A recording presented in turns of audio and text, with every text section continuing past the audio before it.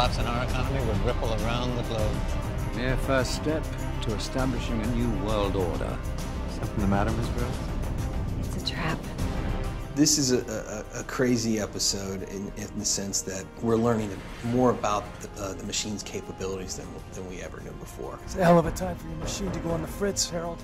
Give it a second. This is an idea brought to us by Denise Tay. She's the writer on this particular episode. And when we heard it, it sounded completely manners. And we said, I don't know if we can do that.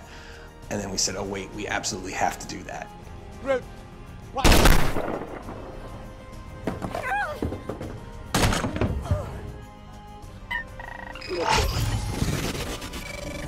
Something totally shocking happens. That's good enough for me.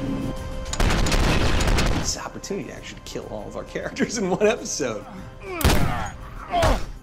I like the creativity the writers come up with. Keeps us right in the game, just barely, but makes for high drama. I think it's really interesting the turn we have taken on our show. If this conversation goes badly, imagine what it will look like when two gods go to war. We have this larger story to tell. So the last episode, the machine and Samaritan, through me and the very talented, creepy boy who plays Samaritan's voice right now, have had this big confrontation. And to make certain there are no misunderstandings, I will destroy you.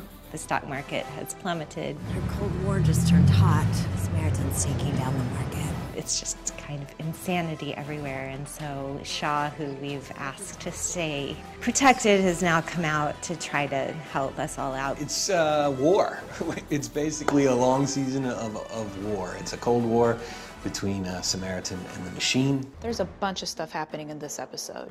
We have our POI number of the week that I'm kind of handling and trying to be very discreet about it at the same time. I think the hard part about Shaw is that she really does not like to follow anyone's rules. Here we are, hiding underground in an abandoned subway while one of her own walks into certain death alone. She's dark, she's violent, she's a soldier, and she doesn't back away from anything. Samaritan is this looming presence that ultimately has the power that will win, and we have to use our minds and our hearts to try to overcome what, little chance we have. It's a massive sort of cool time-shifting episode that's really going to blow some people's minds. And I really like how dark it's kind of getting between the two machines. We got a few tricks up our sleeve.